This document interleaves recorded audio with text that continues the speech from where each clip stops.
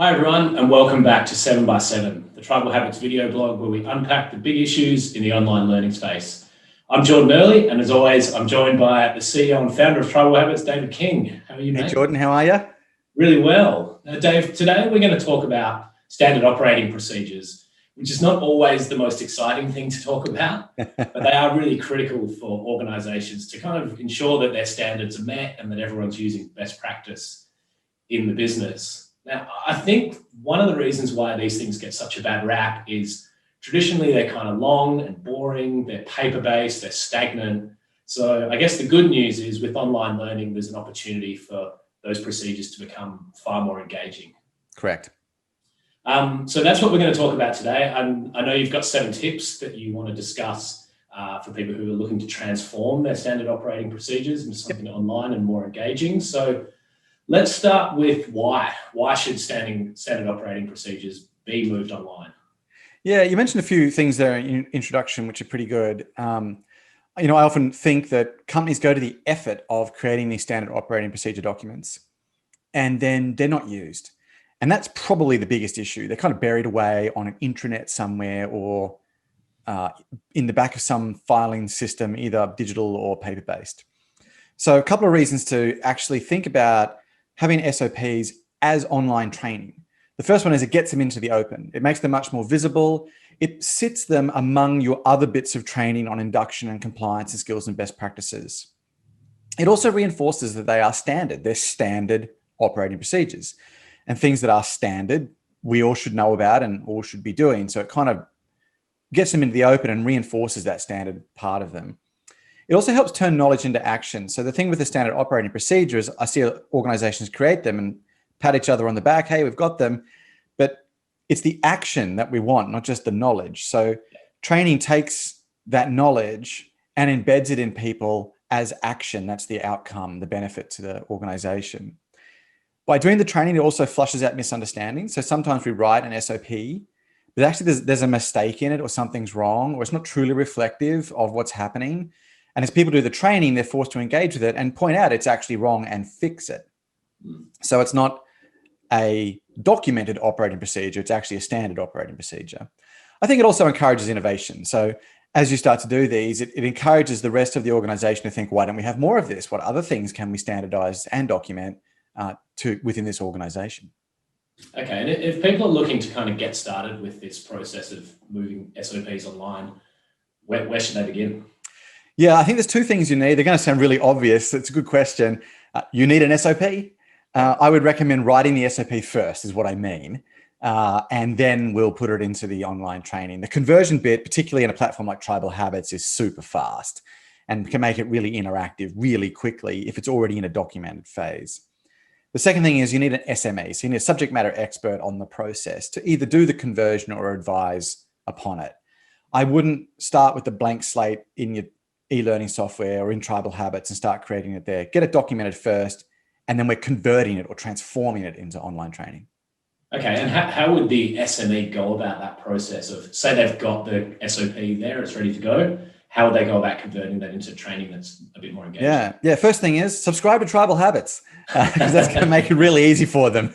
Since our platform, works for anyone can use it to create interactive training. But putting that aside, the key thing for an SME, I think, is framework. And what I mean by that is a way for them to take the SOP and explain it to other people.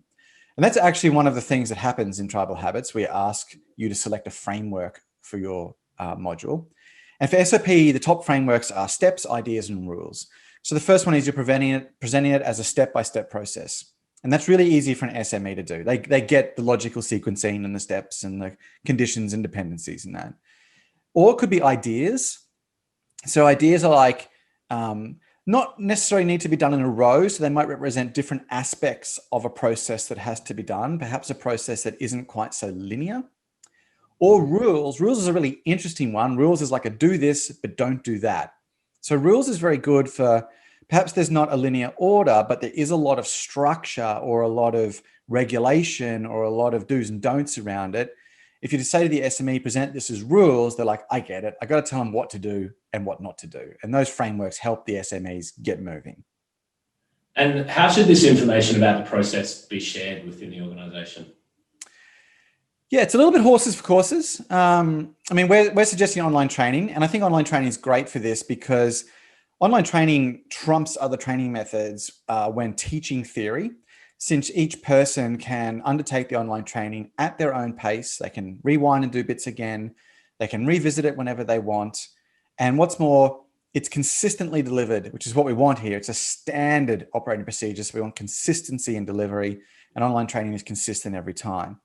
Typically, I would see the steps framework used most of the time, in which case then it becomes steps, and steps are broken down into tasks. And so you might take the SOP and put it into 5 steps, each consisting of, say, 2 to 6 tasks. And then each of those tasks is what the SME needs to explain. And some tasks are very short, some are a little bit longer. And you're probably going to use a mixture of some annotated images. If you're explaining software or documents, you'd be in Tribal Habits taking a snapshot of a picture, putting it in Tribal Habits, and then using the hotspot element to annotate that image to explain parts of a form or a document or a menu. Or if it's a physical thing, you could be using narrations or videos to show movement as something's happening, or a variety of text interactions which help break up paragraphs of text into a sequence, like flip cards or accordions or buttons. And again, if you've got a good bit of software like Tribal Habits, it's pretty easy to knock that all into shape. But if we think broadly about steps and tasks, then we're on the right track. Okay, great. And this is a little bit of a difficult one, but how much detail should people be going into here? You kind of touched on it there. I know this is how long is a piece of string, but what's your sort of best guidance on this? It is a bit. I think the best thing to think about is the audience and their assumed knowledge and expertise. So if your SOP is part of an induction program, there's probably no assumed knowledge or expertise, in which case you're going to have to go into a fair bit of detail. If the SOP is for really experienced people, maybe you can have some assumed knowledge and therefore cut some stuff out, or direct them to other parts of training to learn that and really just focus on new information here.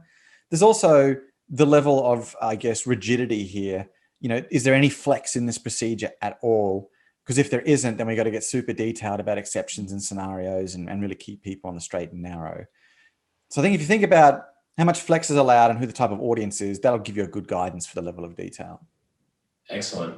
Now, again, it's all very well having these standard operating procedures, even if they are online, but there needs to be some level of understanding and proof of understanding. So what sort of assessment do you think should be attached to these standard operating procedures? Yeah, I guess you can do this a couple of different ways. You could choose just to have no assessment. You just present the SOP, people do it. And maybe there's some little quizzes as they go, which they complete, not as part of a graded assessment, just as a learning reinforcement technique. Maybe that's fine. You could then, and that's kind of the ungraded quizzes. So they're doing quizzes to learn. You can then have some sort of an assessment component for more important SOPs. And so an obvious one is an online quiz where they've got to do 10 questions and get 10 right. And for SOPs, I would expect 100% pass mark. Getting 8 out of 10 isn't good enough. It means they did get 2 things wrong. That's not good. They should get everything right. So 100% pass mark, and you'd be drilling them on not just how to do it, but also exceptions, trying to make sure they know what to do when the procedure hits something that's a bit unusual or certain scenarios. The final part is you could do an on-the-job demonstration. That could be quite important for very complex SOPs or practical SOPs, so they go and learn it. And then you might give them a case study, like go and create the invoice in our finance system for this fake customer that I'm giving you, or go and actually demonstrate doing this thing with your manager as a demonstration of technique. Now, that's a very high level of work for everybody, but it also gives you the best outcome because not only do they know it, they can actually do it. And so we want to turn that option on and in the appropriate SOPs. Great. So final question, Dave. What are the best practices or insider tips you can give people for converting SOPs? So a bit of an open slate here. Yeah, I probably mentioned a few. So don't just explain the process. Identify common mistakes people make. Really call them out so that people don't make those mistakes, particularly if they're assumed mistakes. So people read the SOP, make some assumptions, and make mistakes. So call out all the mistakes people typically make. Call out all the best practices as well. So not only do they know how to do the SOP, they know how to do it well or fast. Both of those are valuable to an organization. Yeah. So as we're going through the SOP, I'd expect to see in each task or step or rule or whatever, we're highlighting don't do this. It's a common mistake. People don't understand this, or you can do this here and save time or do it better. Finally, at the end of the SOP, it's quite helpful to show complete demonstrations, particularly if it's a long process and people have been learning the pieces. It's often good to see it then all in one go. And that could be a video demonstration of someone doing the whole thing over a few minutes, end to end, all the processes happening, or you could be talking through a case study.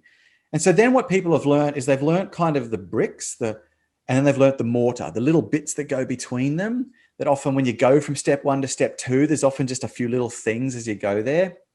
And seeing the whole flow of a process helps people just make those final little connections. Excellent. Okay, well, that's about all we've got time for today. Thank you, Dave. No worries. I think the big takeaway for me here is that if you've got these standard operating procedures in your organization and they're not as effective or as engaging as you want them to be, you've actually done most of the hard work to have that online training. It's just a matter of converting it, which with a tool like Tribal Habits is really simple to do. It's just a drag and drop editor.